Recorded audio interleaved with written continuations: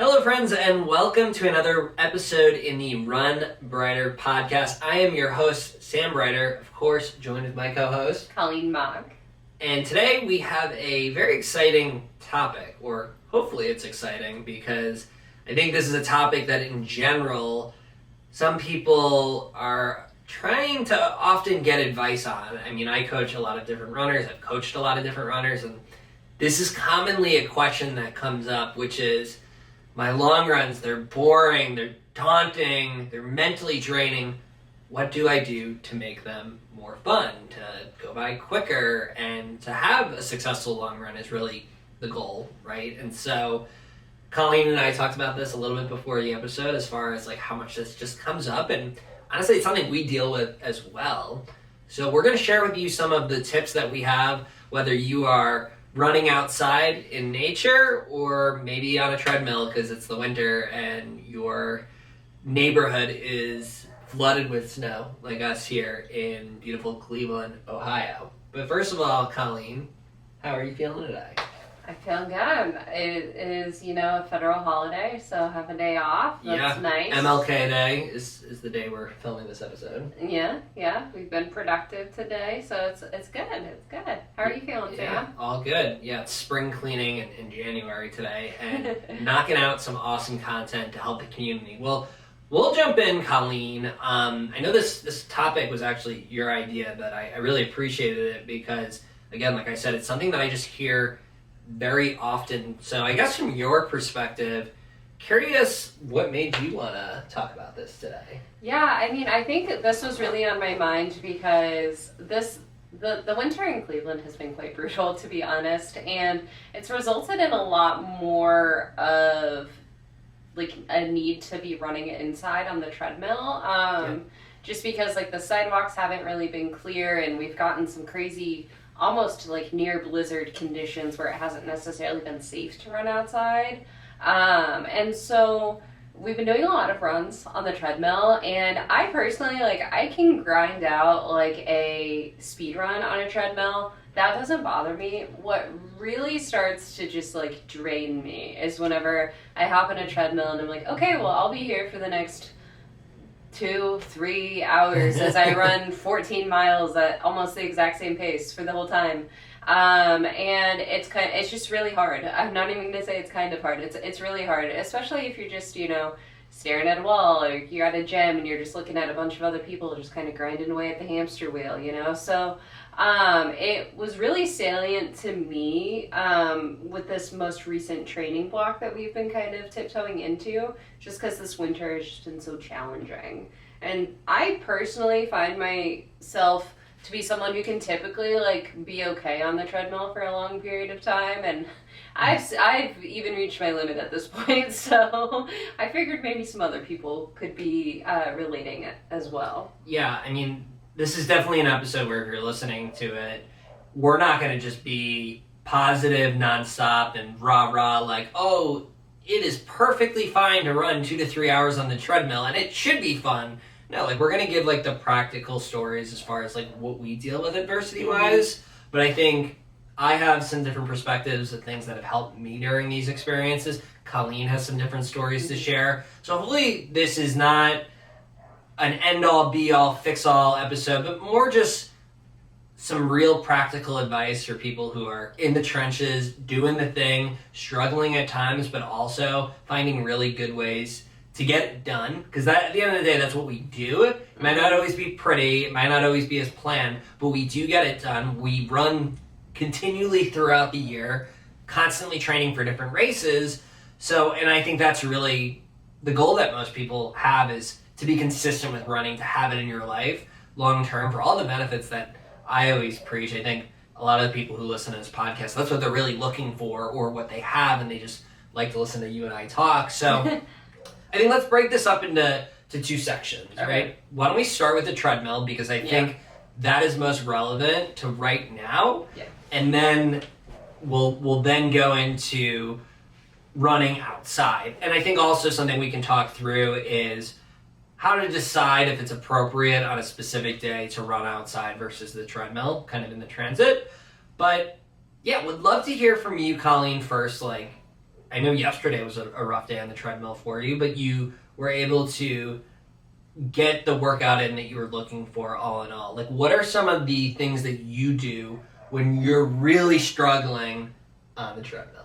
Yeah, way to call me out. I mean, yesterday, to give some context, yesterday I was running on the treadmill. It was scheduled to do a 14-mile long run. About 4 miles into it, I was just like, my muscles don't feel good. Like, I feel like I need to do something that is not running. Like, I've been on the treadmill multiple days in a row at this point. And it's just like, I'm not feeling good. And so I think to myself, you know what, instead of calling it quits, I'm going to cross train. I'm going to pivot and I'm going to cross train and just get some different motions on my legs and then go from there. And so I decided to hop on the Stairmaster for an hour, which I have not done an hour of stairs since I lived in Colorado and did the incline last, probably, to be honest. So it's been quite a while since I've done that motion for that long of a time. And just so everyone knows, the incline, it's, a couple thousand feet of just walking up steps? So, yes, I forgot to add context to that. Yeah, the Manitou Incline is a hike in Colorado Springs. It's actually in Manitou Springs. It's one of my favorite hikes. And it is essentially a mile-long staircase that goes up the side of a mountain. And I've done it like countless times at this point. But it's really good it's more low impact as opposed to running, but it's very good for your heart. And so that's what I decided to switch to at the gym, and I did it for an hour. I made certain that I was hitting the same amount of steps as if I was hitting the incline and was able to summit, and so that was fun. And I just reflected on that hike during that time. And then when I got done with the hour on the Stairmaster, I was like, you know what? I feel like I could maybe get a couple more miles on the treadmill. And so I hopped back on the treadmill and was able to get 3 more out. And I gradually increased my speed as I was going as well, just to kind of feel stronger, change it up a bit, be able to focus more on my pace, focus more on my my form as well. And so I was able to round out the day with running about 7.5 miles and doing an hour on the Stairmaster. And so even though I didn't hit the 14-mile long run, I was still active for about the same amount of time, doing a similar amount of like cardiovascular exercise with less impact on my joints with that hour that I took on the treadmill or took off the treadmill and was on the Stairmaster. So that was like as flexible as I probably could have been in that situation. And whenever I hopped off the Stairmaster and jumped back onto the treadmill, my legs felt so much better. I felt so much stronger. I really do think it was just like I needed to do something other than do the same motion for 14 miles. Otherwise, I was just not going to feel good. And I felt better. I felt stronger. So I think like allowing that flexibility to cross train if needed, or just not even if needed, but just when you want to, you know, maybe you're mentally bored, but you still want to get a good cardiovascular exercise. That helps. Well, do you mind if I just jump in really quick? Because I think something that I really want people to get like a really good takeaway from what you just shared, and I think there's a really good opportunity to do that right here, which is that she was struggling on the treadmill. I mean, I like saw you, like I looked over and you were like walking, and then you walked over to me and you said, hey Sam, like I think I need like to do something different. This is not working. My feet are not working. And instead of just calling it a quits, you did 2 things. You tried to do something to get you out of that funk. Because you weren't sure if it was mental, physical, or both. And we don't even really know at the end of the day, because it's not like we had like a doctor do surgery and research on you in that moment. But there was something going on where you were off. And instead of just quitting, you tried to get yourself back in a good groove again by doing something else. And that can be used at any form of training. Maybe something else is taking 10 minutes to just look at the view that you might have instead of keeping on running. But in this case, it was obviously cross-training because she was indoor on the trail. So that was the first thing. The second thing that she did that I think was super powerful was that she did something that was familiar to her that brought back really good vibes and really good energy. And so for her, it was, going on the stair stepper, which reminded her of one of her favorite things to do while she used to live in Colorado, the incline hike. Now, most of you who are listening probably have never been on the incline hike, and so maybe that's not going to work for you, but maybe you're remembering going up the stairs when you used to live in an old apartment and you had an elevator that was broken half the time, so you took up the stairs. Maybe that's a bad memory, right? But maybe it's going on the bike instead, and you're thinking of the memories of being a child and with friends and biking around your local neighborhood. Maybe it's just going on the basketball court if you're at a gym that has one. I'm not saying all do, but if you have that, and shooting around for 10 or 15 minutes and just getting your mind off of the run for a little bit and then trying to hop back on the treadmill, or maybe it's just walking for 20 minutes and just taking a break but getting in the miles. It can be literally anything, but you're not forcing yourself in that moment to quit. You're giving yourself an opportunity. You're doing something that's familiar, that gives you good, positive vibes, because that's what you need during these long runs, period. Doesn't matter if you're on the treadmill or you're in the most scenic jungle in the world. You need to be feeling good, otherwise you're not going to want to go on. It's the hardest thing to be doing a long run when you're not in the mood for it, right? The people who wake up in the morning and they're like, oh, I have to run 10 miles today. Well, that run has instantly became harder because you have a negative perception of what you're walking into. And yes, you could go out there and get yourself back in that good mood, but you're making it more challenging than it could be if you wired your brain to tell yourself, hey, I get to run 10 miles today. I get to experience this long run. It's going to be hard, but I'm going to feel so good after it. I'm going to, have this, special cider after it or whatever it might be. So I just wanted to share that. But back to you, Colleen, where you were going there. Well, thanks, Sam. Yeah, and I mean, some other things that I've done, like whenever I am on the treadmill and things just aren't feeling great, is that I will, like I mentioned before, I'll change the speed around a little bit.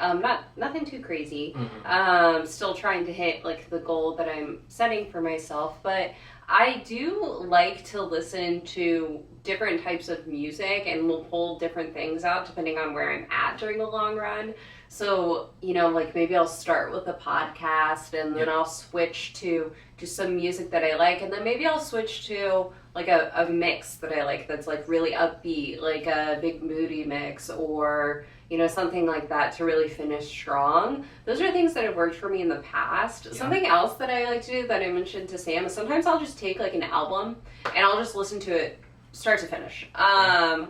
An album that I know that I like a bunch of the songs off of, but I haven't actually listened to it in its entirety, or a new album that's come up, and I'll just listen like front to back to really get the full experience of what an album is, because I do think, like, as a side note, I do think we've kind of moved away from listening to music albums front to back as they're intended to be listened to. So if I'm doing nothing else while I'm running on a treadmill, I might as well get the full artistic experience that the songwriter or band has designed. Yeah, I love that. I think those are all great methods. Were there any other methods, or is that the main areas for you that you've implemented on the treadmill to help? Those are the main ones that I've implemented. I have, in the past, like, whenever I've been on the bike, I used to ride the bike a lot, like the indoor stationary bike. I would read often. Yeah.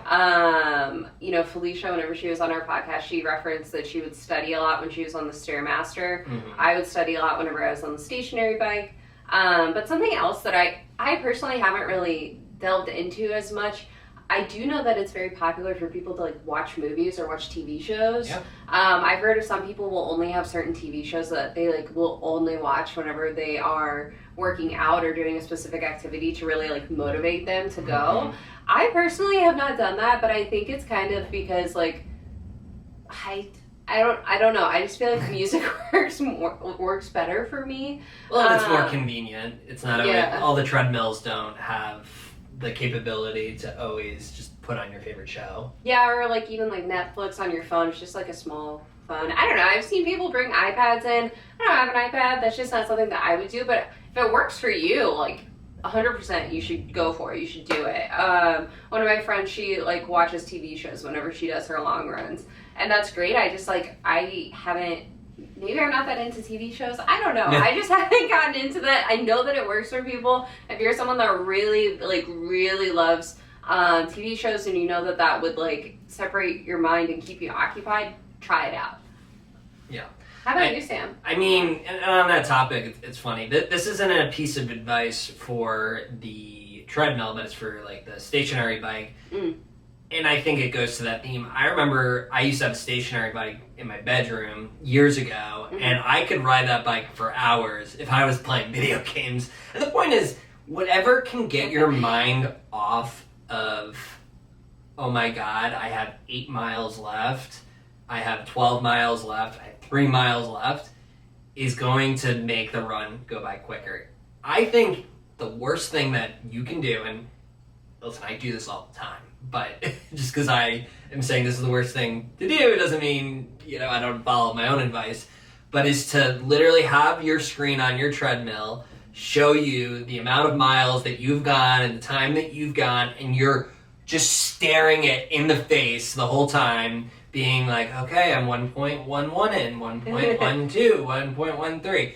I promise you, if you do that, the run is going to feel so much longer. So a lot of these treadmills, they have like screens where you can like think that you're in Peru. I think having something like that up is better, but any sort of entertainment, it's going to help you because you're not going to be thinking about the miles as much, and listening to music and zoning out is like typically what I do, or the same thing with Colleen. I'll normally like warm up for a podcast and then transition into music. And something I'm thinking about is like, oh, well, I'm 2 miles in this run. By mile 6, I'm going to switch to a podcast. We're almost there. Or excuse me, I'm going to switch to music. We're almost there. So I get all pumped up about milestones during my run. I'm not like staring at my screen the whole time, but every so often, every couple minutes, I'll check in and I'll be like, okay, we're making progress. We're now 20% into the run, 40% in. Great.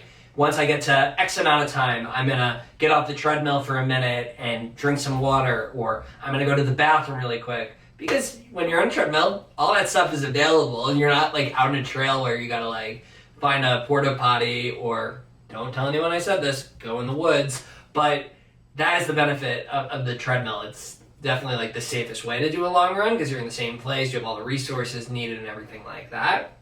So I think those are big areas. I'm also a big fan of talking on the phone. And I know some people, I'll tell them that and they'll be like, well, I can barely even breathe when I'm doing a long run. How can I talk on the phone during it? Well, you're most likely doing your long run too hard, man, right? Because should be at a little bit above your general easy pace, which should still be talkable. I know if you are very much so a beginner run and you're pushing yourself to get to the next mile and everything like that, maybe it is a little harder. But I do think that most of us who are training in a strategic way and really treating the easy run easy, you can be able to have a conversation with someone on the phone. Maybe you're huffing and puffing a little bit, but it's possible. So some gyms are a little stricter about talking on the phone, so definitely make sure you understand the policy. But it's something I like to do because I can catch up with a family member, a friend, something like that, while getting some miles done, and the run definitely goes by very quick when I do that. So I think those are really the main things that can be done on a treadmill. I'm going to be blunt here and just say that I don't love doing long runs on a treadmill. It's just something that I sometimes have to do, and those are the areas that are going to make it better. I think having the positive mindset, reshifting where you need to do it, keeping yourself entertained, it's going to make it less daunting. And I'm hopeful in the future running on a treadmill will be more fun. There's a lot of really great technology coming out in the space of running, so who knows what indoor running will eventually look like. I think it's going to get a lot better than it is now. I mean, if we look at 20 years ago, I mean, there was probably like crazy junky treadmills that no one run on now. So that's just the tech in me. But yeah, I think just understanding it's going to be hard, it's going to be challenging, but just being excited about the opportunity to do it, to get it done, and you will eventually be able to run outside again once the snow clears out or the conditions get better. But why don't we transition into like when you should definitely do your long run on a treadmill, and then when you should try to consider pushing to run outside. Any thoughts from you on that, Colleen? Well, I mean, before we switch into that, I think this also goes, the general, positive self-talk, all those things that you typically do on a long run, you should also be attempting those on a treadmill, too. For sure. Even more, probably. Yeah. The pros and cons of the treadmill is that you can stop at any point. And so whenever I'm thinking about, when should I run outside versus inside, I think of, if I'm not feeling great, and I don't actually know how many miles I have in me, but I feel good enough to want to try, that's a perfect time, in my opinion, to use a treadmill, because you can call it at any point. If you are, concerned about, your safety, depending on, the neighborhood that you're in, if you don't feel safe running after dark, or recently I haven't exactly been feeling safe on the sidewalks just because of the amount of ice and snow on it. Yeah. So whenever I think about what I'm feeling is a potential risk for my safety, that's when I'm leaning towards a treadmill. Other times too when the weather's just pretty extreme, yesterday the wind was just going to be brutal in the snow, and so that although you could do it and it's not necessarily unsafe, it could pose a safety risk, but it also is just going to take the joy out of running so much so, and will also slow you down so significantly that it just didn't really feel like risking it. Yeah. How about you? I think it's similar. I mean, I think everything you said is valid, but I think maybe something I'll talk about is ways that you could still run outside perhaps under some of those conditions. For example, just overall safety, maybe running late at night and just wanting to feel safe running outside in general. I would just say try to find someone local who would run with you, or a running group. Those are great ways to make it feel safer. Yeah. I don't want to encourage anyone to run by themselves late at night. Right. Especially if you're not super comfortable with your area, and even if you are, it's obviously not a perfect world. So definitely, if you're running with someone or multiple people or a group, it makes it a better situation for something like that. That would be one piece. I would say, weather condition wise, if it is very, very cold, for example, well, you can just wear layers. I think where it becomes a slippery slope, pun fully intended, is when there is a lot of ice outside on the sidewalks and everything like that. But just because your local sidewalks have ice on it, it doesn't mean that a specific park, could be paved. And so it might be much more safe to drive 5-10 minutes down the road and see an area that actually is well paved. We've done that for certain runs as well. But I understand sometimes you're on a time crunch. You don't want to go out and drive. Maybe you don't have a car. Okay, well, go on the treadmill, right? And so it's you have to evaluate your situation and everything like that. But I do think that there are some people that this time of year in January, they just cancel running outside, or they just don't run at all. And I would encourage you to try to problem solve ways that you can run outside, and if there isn't a way to do it, then go ahead and run in. We ran on the treadmill the last 2 days because we got 14 inches of snow here in Cleveland, and it's been ridiculously cold out.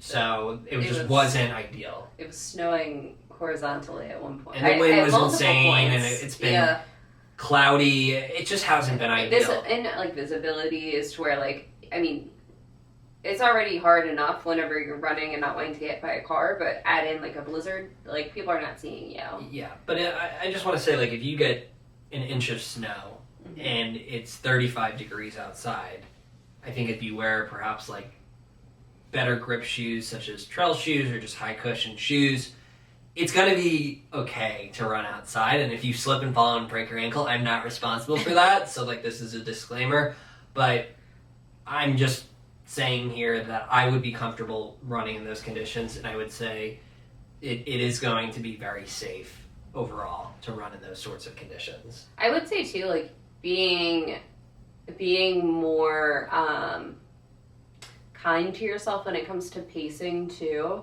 Like if you're running through even just an inch of snow, slow down, you know, like that's fine, and you probably should do that so that you're in case there is any ice underneath, it's okay. It's harder, you know, whenever there's snow on the ground, you're not able to see as many like tripping things that could be underneath the snow. So I think too, like having that empathy for yourself of not, you know, expecting that you're going to be running the exact same pace that you typically do whenever there's snow and ice on the ground, right? Like it's that, I think too, is when you're increasing your risk of injury whenever you're going out really quick on the snow, on the ice. There are unforeseen tripping and ice hazards. So, you know, if you're going out there, if you're going out and you just want to run because you're sick of being on the treadmill, maybe try and have it be more of a recovery run. Or if you're going to do speed work, try and find one of those recently paved and maybe shoveled sidewalks or trails elsewhere.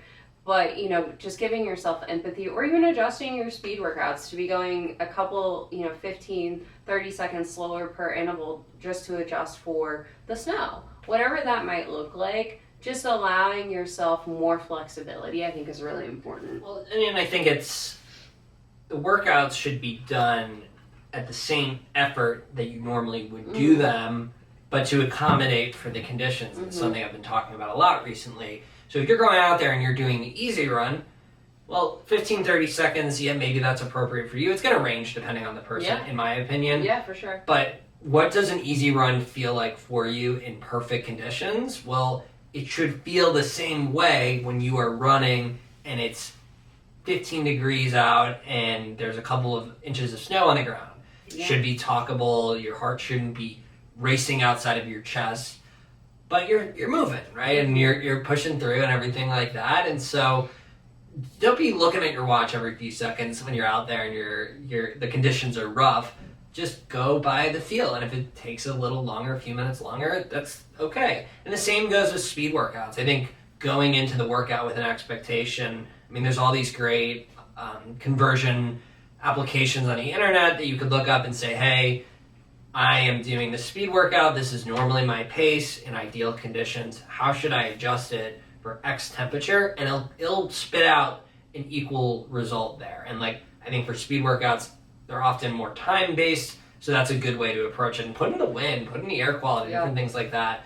But I think that's all a good way to approach it. But why don't we transition into keeping long runs fun when running outside? And I don't think this necessarily only needs to mean when the weather's not good.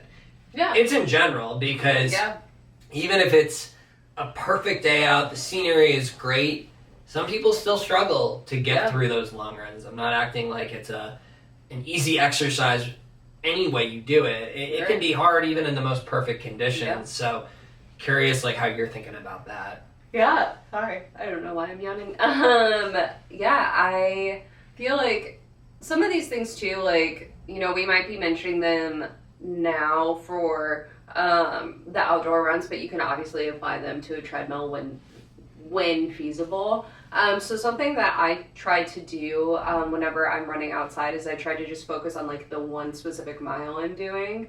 And so like whenever I have my watch on, whenever I'm running, I only know like the metric and the pace that I'm going for that mile. I don't know like I actually don't even know the current pace. I just know the projected for that mile. I don't know how many miles I've ran at that point. I don't know any of those things unless I'm mentally tracking it, because the only thing that I have showing on my watch is like the current miles estimated time to completion. And that's all I focus on, because in that moment, whenever I'm doing my long run outside, the only thing that matters to me is getting to the next mile. And I have this to be really important whenever I'm outside, because I don't use Strava to like map my runs. I'm just out running in the neighborhoods and kind of going off of what I know as to how close I am to the apartment. So it's important for me at certain times to know how far I am from my apartment, of course, to like scooch back on over if I have to cut things short. But I try to just focus on that mile at that moment, because it breaks it down a lot whenever things can feel overwhelming. Other things that I do, whenever I'm planning the route, I try to plan it out as best as possible to allow for being able to cut back if needed, but still having the route be fun and enjoyable. So I like to do loops that, like, even if I have to cut it halfway through, it's still very easy for me to get back to the apartment. But I like to pay attention on the route too, to be like, oh, what is this new business that I've never seen before? What's this new restaurant? Oh, that looks good. You know, like I try to take in the areas that I'm on to just really better understand like the city and the different parts of the city that I'm running through, and to get a good understanding of like what businesses are there, what seems interesting, what looks good, what doesn't look good, just to kind of have something to think about along the way. Things that I've done in the past too has included, there was one run that I like distinctly remember. It was actually up in Denver whenever Sam and I were dating, but we were not living together at that point, and I had to go run like 10 miles or something by myself, and I was dreading it. I did not want to go running. And so I made a game out of it, and it was another situation where I didn't know if I would actually finish the run, so I tried to stay close, and all I did was I ran up and down the streets looking for different flowers to smell. And I would stop and smell the different flowers. I found ones that I liked, that I didn't like, ones that looked really similar to one another, but smelled wildly different. And that was the focus of the run. I just tried to visit as many of these flowers, revisit them as possible, and just kept going. And I was able to finish it. And so, like, I think you can do things like that with, like, bird watching or flowers or whatever it is on your run to try and see or experience the run, not just for the run, but for all the different things that you get to see along the way. Yeah, I appreciate all of that. I mean, when we talk about a perspective shift, when you go ahead and you see your workout plans and your training that you design for yourself or your coach or an app or whatever you use, and each week you see the long runs getting longer as you build towards whatever race you might be doing, that, like I said, can be daunting. Or you can view it as an opportunity to see more, to do something more unique during the run. Mm-hmm.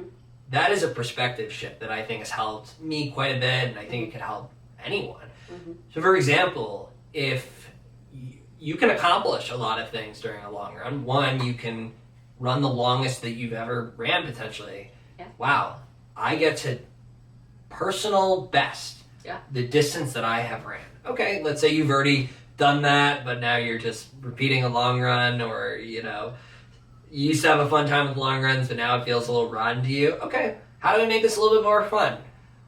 You know what? I'm going to see if I can run from my apartment or my house to X location.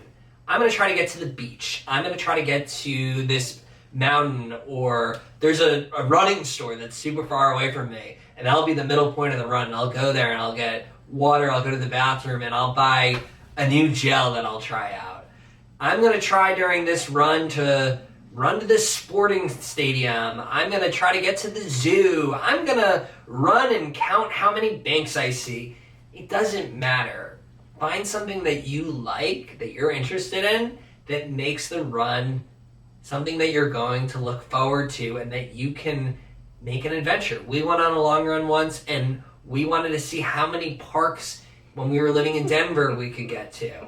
That was very fun. When I lived in New York City and I would run on the West Side Highway, I wanted to see how many free activities I could find for the public to do along the West Side Highway. I found a lot. It doesn't have to be this thing where you are running the same pace and you're just focused on the run and you can't stop and all that. That is BS to me. You can make it so creative and fun and flexible and add the great things that we have about this world within the run. And I want to encourage you, and I know I make fun of you a lot for this, but like, try different routes, look for different areas. There's so much out there. We live in Cleveland. I do different routes. You do. You're better now, but you used to not. We live in Cleveland where people consider this to be a more boring city. Well, there's a lot we can do and see here. Yeah. And so regardless of where you live, there's probably somewhere where you can either just run outside your door and run to, you can drive 20 minutes, drive an hour, who cares? Like, if you're having the day off, make it worthwhile. And it's okay to reward yourself after that long run. If you're trying to get a good coffee, get an ice cream, get a basket of French fries if you normally hold back from it. Don't go too crazy, but like, give yourself something to look forward to after the run. These are things that make it fun for me. And I promise you, the more you do it, the less you will care, and it just becomes part of your routine, and it's just something that you just do, and you don't have to do all these crazy creative things to make it fun. But if you are in a funk and you're just stuck with it, these are short-term things that you can do to get yourself back on track. Yeah. So that's how I look at it. Yeah. And run with people. I rarely run with people.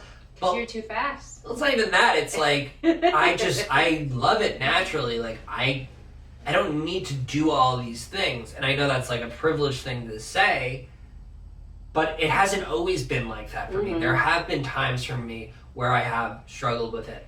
I'm just in a good mental state right now with the sport where I've enjoyed it. But a lot of times when you are on these long runs and you're just dreading it, you're either very new to the sport and it's hard and challenging and you're accomplishing new things, but that's because you're getting better, or you might be overtrained, you might be burnt out. And so that's when we have to incorporate some of these areas to make it different, but also evaluate your training plan. Are you going up in mileage too quickly? Are you not, like, were you running 25 miles at most and now you're running 70 miles in a peak week within the same calendar year? Well, that's a questionable tactic. Of course your long runs might feel hard because you're not used to that. So it's different for everyone, but I want to encourage you, comment on this video or this podcast, whether you're listening on YouTube or on the app. What is your current running situation? What does it look like the last few months? And if you're struggling with long runs being fun, let's hear your situation. Let's engage and share some additional best practices, because everyone has like a different lifestyle and different things that can help them, in my opinion. Yeah, absolutely. Yeah. Anything else to add from your side, Colleen? No, yeah, just like, and on the flip side of that, maybe you found this all-in-one hack for like making long runs fun. Drop that too. Maybe you've never struggled with a long run in your life because you have it down to a science. Let us know about it, because at the end of the day, you can only discipline and power through so many things before you got to find something else that works too. Yeah. Yeah. And like running, it's a sport of discipline. Being disciplined is not always fun. Right. That's the reality. But it's just about finding what works for you. And the fun part is not always the training. It's not those darker days. It's what the sport can do for you when you're not running, and what you can accomplish, such as the races and all the amazing things that, again, we talk about a lot. So I will say, though, if you are struggling with your long runs and your training and you need help, I want to encourage you to reach out to me. I'm happy to do a few things. One, I'm doing a new service now where if someone's like looking for less long-term help and they just want someone to evaluate their training, tell me, hey, am I doing this wrong? Like, what are some quick fixes I can do to my training to make it better? I'm kind of calling it like a running coaching audit. Happy to have a conversation with you on that. My pricing for that you can find on my Instagram bio. There's like a Stand Store link, and you can actually set up time with me there to do that. But if you are someone that wants ongoing help, you want to have bi-weekly conversations with me and have fully custom training and plans and everything like that, then I'm more than happy to help you go through your running journey, accomplish the goals. I've coached countless runners to date and coaching several today, so happy to get you into my program and my running coaching council if you're interested. Does that even make sense?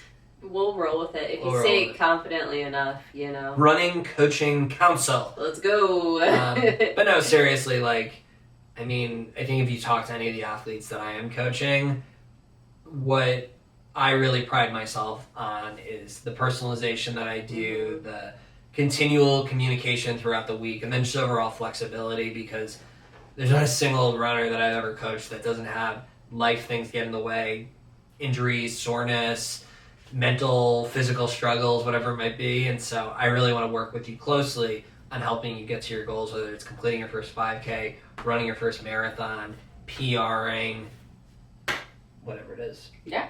So we appreciate you listening. Let's have a great rest of our day. Get out there, get a nice run in, make it fun.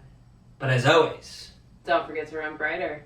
And we'll see you again here real soon. Thanks so much for listening.